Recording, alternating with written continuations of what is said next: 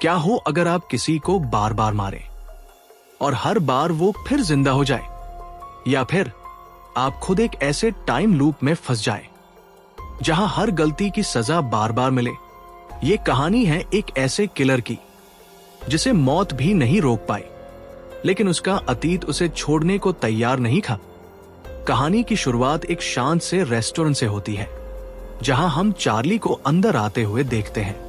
उसका अंदाज थोड़ा अजीब और रहस्यमय होता है।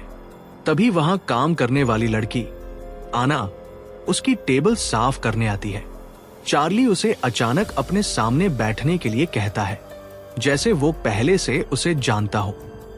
आना थोड़ा असहज महसूस करती है और साफ मना कर देती है, क्योंकि वो उसे बिल्कुल नहीं जानती थी। लेकिन चार्ली मुस्कुराते हुए कहता है, बैठ जाओ, बात करेंगे तो एक दूसरे को जान भी जाएंगे। आना को ये बात बिल्कुल ठीक नहीं लगती। वो चुपचाप उसे कॉफी देकर वहां से चली जाती है, जैसे वो किसी मुसीबत से बच रही हो। कॉफी खत्म करके चार्ली भी बाहर निकल जाता है, लेकिन उसकी नजरें कुछ और ही प्लान कर रही होती हैं। जब आना अपनी शिफ्ट खत्म करके रेस्टोरेंट बंद करती है और बाहर निकलती है, तो देखती है कि चार्ली बाहर ही खड़ा है, चुपचाप कुछ पी रहा है। एक पल के लिए उसे लगता है शायद वो उसका इंतजार कर रहा है, लेकिन वो इस ख्याल को खुद की गलत फहमी समझकर आगे बढ़ जाती है। तभी अचानक चार्ली उसे रोक लेता है। वो उसे एक ड्रिंक ऑफर करता है, लेकिन आना फिर से मना कर देती है और तेजी से आगे बढ़ जाती है। अब माहौल बदल चुका था। चार्ली उसका पीछा करने लगता है। आना के कदम तेज हो जाते हैं और दिल में डर साफ दिखने लगता है। वो हिम्मत जुटाकर पीछे मुड़ती है और गुस्से में पूछती है, आखिर तुम चाहते क्या हो? चार्ली ठंडे अंदाज में जवाब देता है, कुछ भी नहीं, तुम गलत समझ रही हो। मैं तो बस अपनी कार की तरफ जा रहा था। लेकिन आना को उसकी बातों पर जरा भी भरोसा नहीं होता। वो अपने बैग से चुपचाप पेपर स्प्रे निकाल लेती है, किसी भी खतरे के लिए तैयार। आना उसे कहती है कि वो अपनी कार में बैठ जाए और यहां से चला जाए। चार्ली जैसे ही अपनी कार की तरफ बढ़ता है, अचानक रुकता है और फिर एक झटके में पीछे मुड़ता है। उसकी जेब से एक गन निकलती है और अगले ही पल आना गन पॉइंट पर होती है। चार्ली उसे जबरदस्ती अपनी कार में बैठने के लिए मजबूर करता है। आना डर से कांपते हुए बस इतना कह पाती है, प्लीज मुझे छोड़ दो, मेरी एक छोटी सी बेटी है। लेकिन चार्ली के चेहरे पर कोई असर नहीं होता। उल्टा वो अजीब सा सवाल पूछता है, क्या तुम पहले कभी मेरे जैसे किसी हैंडसम आदमी के साथ रही हो? आना डर के बावजूद समझदारी दिखाते हुए कहती है, नहीं, लेकिन मैं तुम्हारे साथ रहना चाहूंगी। बस आज मुझे छोड़ दो, कल हम डिनर पर चलेंगे, मैं तुम्हारे लिए तैयार भी होंगी। वो उसे मनाने की पूरी कोशिश करती है, अपनी जान बचाने के लिए। लेकिन तभी चार्ली की नजर किसी चीज पर जाती है, शायद आना की एक छोटी सी बात या कोई इशारा, और अचानक उसके दिमाग में कुछ क्लिक करता है। उसकी आंखों में एक खतरनाक बदलाव आता है, जैसे कोई पागलपन जाग गया हो, और बिना एक सेकंड सोचे वो आना के पेट में गोली मार देता है। अचानक से चार्ली एक झटके में फिर से उसी जगह पहुंच जाता है, लेकिन इस बार कुछ अलग था। वो सिर्फ एक घंटा पीछे गया था, ठीक उसी पल में जब उसने पहली बार डाइनर के अंदर कदम रखा था। जैसे ही वो अंदर आता है, उसकी नजर सीधे आना पर पड़ती है। आना जिंदा थी। चार्ली की सांसें तेज हो जाती है। उसे अपनी आंखों पर यकीन ही नहीं होता। उसके दिमाग में सिर्फ एक सवाल घूम रहा था, मैं वापस पास्ट में कैसे आ गया? कंफ्यूज होकर वो तुरंत डाइनर से बाहर निकल जाता है। लेकिन जैसे ही वो वापस अंदर आता है, उसकी हालत और खराब हो जाती है, क्योंकि अंदर सब कुछ बिल्कुल पहले जैसा ही था। वही लोग, वही सीटें, वही बातें, जैसे टाइम रुका नहीं बल्कि रीसेट हो गया हो। चार्ली धीरे धीरे जाकर उसी टेबल पर बैठ जाता है जहां वो पहले बैठा था, और ठीक पहले की तरह आना उसके पास ऑर्डर लेने आती है। इस बार चार्ली सीधे उससे डेट और टाइम पूछता है। आना नॉर्मली जवाब देती है, फिर चार्ली हिचकते हुए पूछता है, क्या तुम्हें मैं याद नहीं हूं? आना हैरान होकर कहती है, क्या हम पहले मिल चुके हैं? अब चार्ली का दिमाग पूरी तरह घूम चुका था। वो चुपचाप अपना ऑर्डर दे देता है, लेकिन जैसे ही आना वहां से जाती है, चार्ली उठकर सामने बैठे एक आदमी के पास जाता है। वो उससे बात करने की कोशिश करता है, पर वो आदमी ना उसे देख पा रहा था, ना सुन पा रहा था। जैसे चार्ली उस दुनिया में होते हुए भी मौजूद ही नहीं था। हार मानकर वो वापस अपनी सीट पर आ जाता है। कुछ देर बाद पहले की तरह ही वो बाहर जाकर खड़ा हो जाता है। आना की शिफ्ट खत्म होती है। वो बाहर आती है। चार्ली उसे सिगरेट ऑफर करता है और फिर उसका पीछा करने लगता है। आगे सब कुछ सेम टू सेम रिपीट होता है। आना उसे आगे बढ़ने को कहती है। चार्ली गन निकालता है। हर डायलॉग, हर मूवमेंट, सब कुछ पहले जैसा। वो आना को गाड़ी में ले जाता है और फिर उसे दोबारा मार देता है। लेकिन जैसे ही आना मरती है, चार्ली फिर से उसी डाइनर में वापस आ जाता है। अब चार्ली समझ चुका था, वो एक खतरनाक टाइम लूप में फंस चुका है। इस बार उसका दिमाग सच में जवाब देने लगता है। वो गुस्से में सब पर चिल्लाने लगता है, तुम सब मेरे साथ खेल खेल रहे हो। उसे शक होता है कि आना जिंदा है और बस नाटक कर रही है। गुस्से में वो गन निकालता है और आना को गन पॉइंट पर उसका पेट दिखाने को कहता है, जहां उसने गोली मारी थी। लेकिन वहां कोई घाव ही नहीं था। आना बिल्कुल ठीक थी। अब चार्ली पूरी तरह टूट चुका था। वहां बैठे लोगों को लगता है कि चार्ली आना को नुकसान पहुंचाने वाला है, और तभी एक आदमी चार्ली पर गोली चला देता है। चार्ली मर जाता है और अगले ही पल वो फिर से उसी टाइम लूप में वापस आ जाता है। अब चार्ली उस आदमी पर चिल्लाने लगता है, तुमने मुझे गोली मारी थी। लेकिन उस आदमी को कुछ याद ही नहीं था। चार्ली समझ जाता है, यहां हर बार सब कुछ रीसेट हो रहा है, सिर्फ उसे छोड़कर। वो गुस्से में बाहर जाकर अपने ट्रक में बैठता है। जैसे ही वो वहां से निकलने की कोशिश करता है, फिर से टाइम रीसेट। अब वो बार बार इस लूप से भागने की कोशिश करता है, लेकिन हर बार सब कुछ वहीं से शुरू हो जाता है। अब उसे पूरी तरह यकीन हो जाता है, वो एक एंडलेस टाइम लूप में कैद है। गुस्से और फ्रस्ट्रेशन में वो डाइनर में बैठे लोगों को गोली मार देता है, लेकिन फिर भी टाइम रीसेट हो जाता है। अब चार्ली समझ जाता है, वो जितनी भी कोशिश कर ले, वो इस लूप को तोड़ नहीं सकता। इसलिए इस बार वो डिसाइड करता है, वो उतनी ही देर डाइनर में रुकेगा जितनी देर वो पहली बार रुका था। वहीं उसे एक आदमी दिखता है जो अजीब तरह से उसे अपने जैसा लगता है।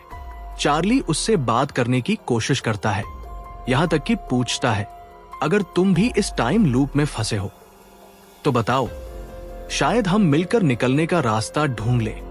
लेकिन वो आदमी चुप रहता है। गुस्से में चार्ली वहां से उठ जाता है और एक कपल के पास जाकर बैठ जाता है। कपल उसे देखकर घबरा जाते हैं, लेकिन चार्ली शांत होकर कहता है, डरो मत, मैं बस तुम लोगों को जानना चाहता हूं। तभी उसे पता चलता है, ये दोनों शादीशुदा नहीं हैं, बल्कि एक एक्स्ट्रा मैरिटल अफेयर में है। वो आदमी लड़के को डराते हुए कहता है, मुझे तुम्हारी वाइफ ने तुम्हें मारने के लिए भेजा है। ये सुनते ही दोनों घबरा जाते हैं, लेकिन तभी चार्ली अचानक हंस पड़ता है, अरे रिलैक्स, मैं तो मजाक कर रहा था।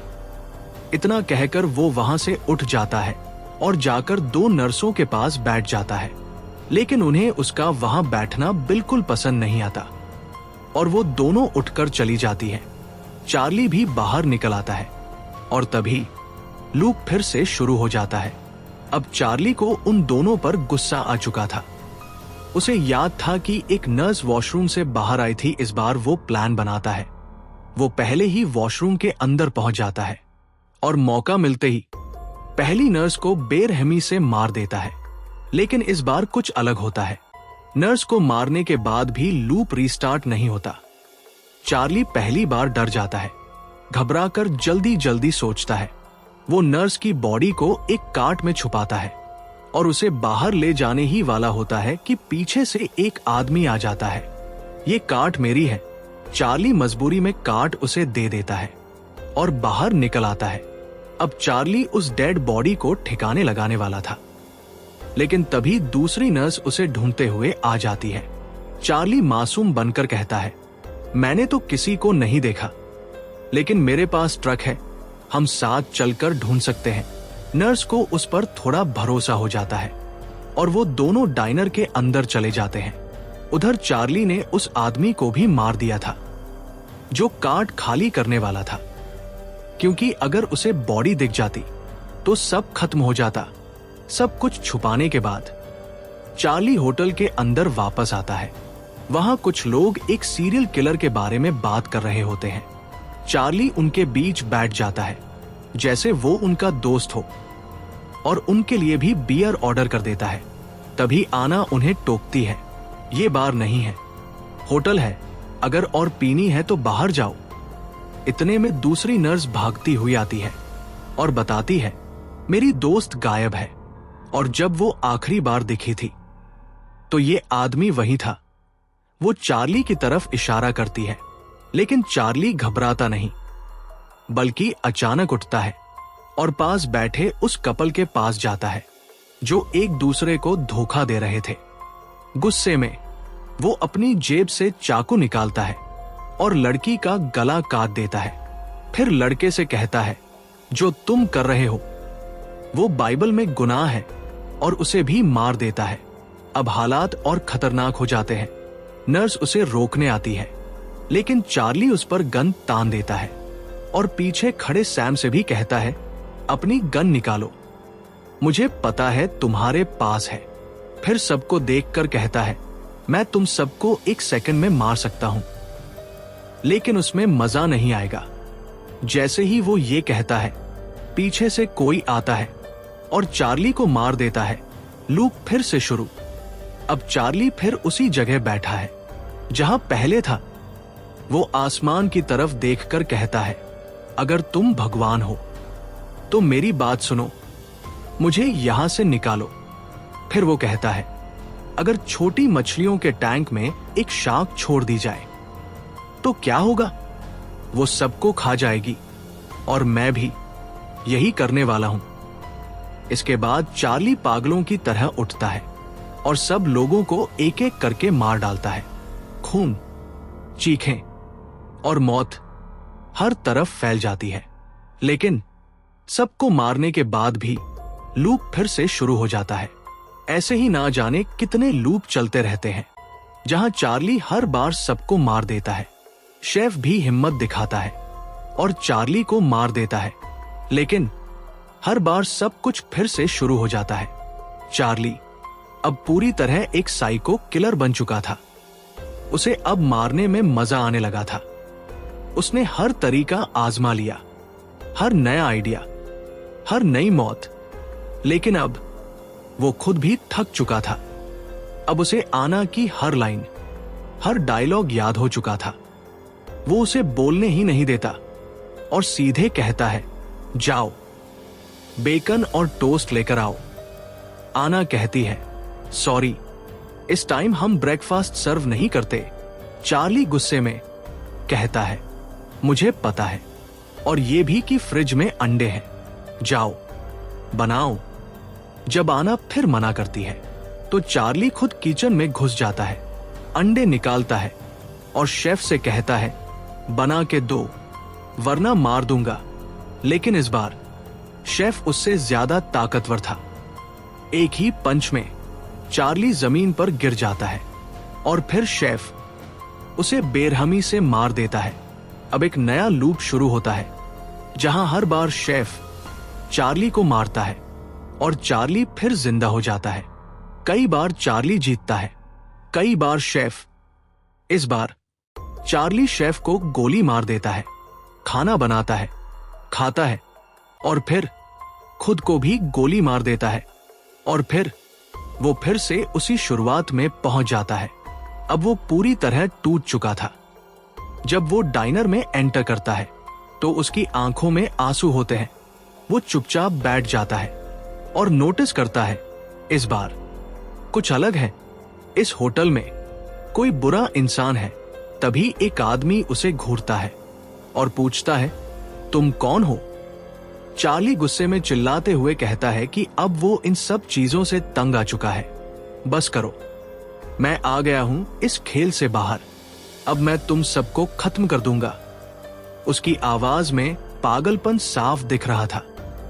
ये देखकर आना डर जाती है और तुरंत पुलिस को बुला लेती है। पुलिस आती है, चार्ली को पकड़कर डाइनर से बाहर फेंक देती है। लेकिन जैसे ही वो बाहर निकलता है, लूप फिर से शुरू हो जाता है। सब कुछ फिर से वही लोग, वही जगह। इस बार चार्ली जाकर उसी आदमी के सामने बैठता है जो हर बार चुप रहता था। लेकिन इस बार कुछ अलग होता है। वो आदमी डेविड इस बार जवाब देता है। डेविड उसे घूरते हुए कहता है, मुझे लगा था तुम बहादुर हो, लेकिन तुम तो रोने लगे। चार्ली टूट जाता है और पूछता है, तो बताओ क्या करूं मैं यहां से निकलने के लिए कुछ भी करने को तैयार हूं। वो बताता है कि उसने सबको दर्द देकर, बीमार करके, मार कर देख लिया, लेकिन कुछ भी काम नहीं आया। डेविड हल्की मुस्कान के साथ कहता है, तुमने सबको बहुत शोर मचाकर मारा है, कभी खामोशी से मार कर देखो। बस यही सुनना था। अचानक चार्ली के अंदर कुछ बदल जाता है। वो उठता है और इस बार बिना एक भी आवाज किए एक एक करके सबकी गर्दन तोड़ देता है। पूरा डाइनर कुछ ही सेकंड में खामोश हो जाता है। अब उसकी नजर सिर्फ एक इंसान पर थी। आना बुरी तरह डर चुकी थी। कांपते हुए वो किचन में छुप जाती है। चार्ली धीरे धीरे उसके पीछे आता है और शांत आवाज में कहता है, अब बस तुम ही बची हो, तुम्हें मारते ही मैं आजाद हो जाऊंगा। लेकिन तभी एक नई वेट्रेस अंदर आती है जिसकी ड्यूटी शुरू होने वाली थी। चार्ली बिना सोचे उसे गोली मार देता है और फिर आना को भी खत्म कर देता है। लेकिन फिर से वही लूप, एक नया चक्र शुरू। इस बार कुछ अलग था। चार्ली खुद को एक पादरी के सामने बैठा हुआ पाता है। पादरी उससे पूछता है, तो चार्ली तुमने क्या सीखा? चार्ली थके हुए अंदाज में कहता है, मैं बस घर जाना चाहता हूं। पादरी फिर पूछता है, तुमने कभी सोचा कि तुम यहां क्यों हो? इस बार चार्ली सच बोलता है, क्योंकि मैंने बहुत बुरे काम किए हैं। ये मेरी सजा है और मैं इससे छुटकारा चाहता हूं। पादरी बाइबल के कुछ शब्द पढ़ते हैं और उसे समझाते हैं, हमारी किस्मत पहले से तय नहीं होती, हम खुद अपने रास्ते चुन सकते हैं। ये सुनते ही चार्ली की आंखों से आंसू निकल पड़ते हैं। पादरी उसे संभालते हैं और हिम्मत देते हैं। चार्ली कहता है, बस मुझे एक मौका चाहिए, मैं सब ठीक कर दूंगा। मैं भगवान से माफी मांगूंगा और अच्छे काम करूंगा। पादरी शांत होकर कहते हैं, तो फिर दोबारा शुरू करो। और लूप एक बार फिर से शुरू हो जाता है। लेकिन इस बार चार्ली बदल चुका था। वो हर किसी के साथ अच्छे से बात करता है, अपनी सीट भी बदल देता है। उसे याद था कि हर बार 3 ड्रग एडिक्ट आना को परेशान करते थे। इस बार वो उन्हें डाइनर में घुसने ही नहीं देता, गन दिखाकर, लेकिन शांति से उन्हें वहां से भगा देता है। आना अब सुरक्षित थी। चार्ली अब उससे अच्छे से बात करता है, यहां तक कि उसे घर छोड़ने का ऑफर भी देता है। डाइनर में वो हर किसी के साथ अच्छा व्यवहार करता है। नर्सों को उनकी सर्विस के लिए धन्यवाद देता है, उन्हें कॉम्प्लीमेंट देता है, जिससे वो खुश हो जाती है। फिर वो उस कपल के पास जाता है जो एक दूसरे को धोखा दे रहे थे। चार्ली गंभीर होकर कहता है, मुझे नहीं पता आपके घर में क्या चल रहा है, लेकिन प्लीज अपने पार्टनर के साथ वफादार रहिए। वो अपने पिता की कहानी बताता है, मेरे डैड ने मेरी माँ को धोखा दिया और उनकी गलतियों ने मुझे भी बुरा इंसान बना दिया। ये सुनकर दोनों को अपनी गलती समझ आती है और वो शर्मिंदा होकर वहां से चले जाते हैं। अब चार्ली पूरे डाइनर में डेविड और पादरी को ढूंढता है, लेकिन वो दोनों गायब थे। तभी वही दो अजीब आदमी फिर से उसके सामने आ जाते हैं, जो हर लूप में उसे मिलते थे। लेकिन इस बार चार्ली उनके साथ दोस्ताना व्यवहार करता है। तीनों साथ बैठते हैं, हंसी मजाक करते हैं और माहौल पहली बार हल्का और अच्छा लगता है। खाना खत्म करने के बाद चार्ली बाहर आता है और सिगरेट पीने लगता है। तभी आना भी बाहर आ जाती है। इस बार वो डर नहीं रही थी। वो मुस्कुराते हुए उससे सिगरेट मांगती है। दोनों के बीच हल्की फुल्की बातचीत शुरू होती है और धीरे धीरे एक अजीब सी शांति उस पल में महसूस होती है। बातों बातों में आना पूछती है, क्या ये ट्रक तुम्हारा है? चार्ली यहां जवाब देता है। तभी आना उससे लिफ्ट मांगती है और हैरानी की बात यह होती है कि चार्ली बिना ज्यादा सोचे उसके लिए हाँ कर देता है। वो अपनी गन भी बाहर ही छोड़ देता है।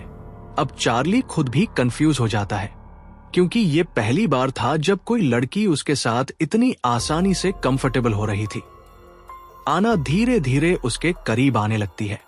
माहौल थोड़ा अलग होने लगता है, लेकिन तभी अचानक चार्ली उसे रोक देता है और बिना किसी चेतावनी के उसे मार देता है।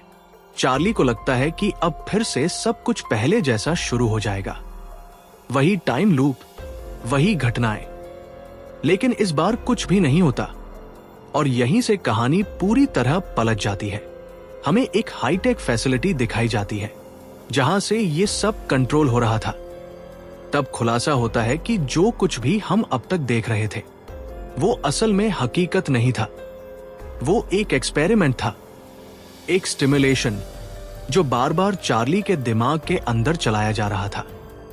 चार्ली ये सच्चाई देखकर बुरी तरह घबरा जाता है, जोर जोर से चिल्लाने लगता है और जब वो अपने सामने देखता है तो वहां वेस्ट और आना खड़े होते हैं।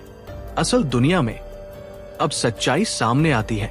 चार्ली एक खतरनाक क्रिमिनल था और इस पूरे एक्सपेरिमेंट का मकसद ये देखना था कि अगर उसे आजाद किया जाए तो क्या वो फिर से वही जुर्म करेगा जिसकी वजह से वो यहां पहुंचा था। चार्ली को कई बार इस टेस्ट से गुजारा जाता है, लेकिन हर बार उसका बिहेवियर वही रहता है, खतरनाक, हिंसक और बिना पछतावे के। इसका मतलब साफ था, चार्ली अब तक नहीं बदला था और इसी वजह से उसकी सजा और बढ़ा दी जाती है। अब कहानी में एक और ट्विस्ट आता है। हम देखते हैं कि डेविड, वो भी एक क्रिमिनल निकलता है। सिर्फ वही नहीं, बाकी दोनों लड़के भी अपराधी होते हैं और इन तीनों पर भी वही खतरनाक एक्सपेरिमेंट किया जा रहा था। कई बार ये सभी लोग चार्ली की स्टिमुलेशन के अंदर भी नजर आते हैं। मतलब ये पूरा सिस्टम एक दूसरे से जुड़ा हुआ था। इस पूरे प्रोजेक्ट को बनाने वाली एक लेडी दुनिया के सामने इस टेक्नोलॉजी को पेश करती है। वो दावा करती है कि अब ऐसे क्रिमिनल्स को जेल से बाहर निकलने ही नहीं दिया जाएगा जो बाहर जाकर फिर से अपराध कर सकते हैं। उसके मुताबिक ये सिस्टम समाज को बहुत जल्दी बदल सकता है, क्राइम को जड़ से खत्म कर सकता है। लेकिन हर कोई इससे सहमत नहीं था। कुछ लोगों का मानना था कि ये एक बेहद खौफनाक सजा है, जहां इंसानों को उनके गुनाह करने से पहले ही सजा दी जा रही है। मतलब ये इंसाफ नहीं, बल्कि डर का एक नया रूप था। मूवी के अंत में चार्ली को दोबारा बेहोश किया जा रहा होता है, क्योंकि इस खतरनाक एक्सपेरिमेंट का असर अब उसके शरीर पर दिखने लगा था। उसकी आंखों से खून निकलने लगता है और उसकी हालत तेजी से बिगड़ने लगती है जैसे ही उसे इंजेक्शन दिया जाता है। चार्ली फिर से उसी स्टिमुलेशन की दुनिया में लौट जाता है, एक ऐसी दुनिया जहां वो बार बार वही गलतियां दोहराने के लिए फंसा हुआ है। कभी कभी सबसे बड़ी सजा जेल नहीं होती, बल्कि अपने ही दिमाग में कैद हो जाना होता है।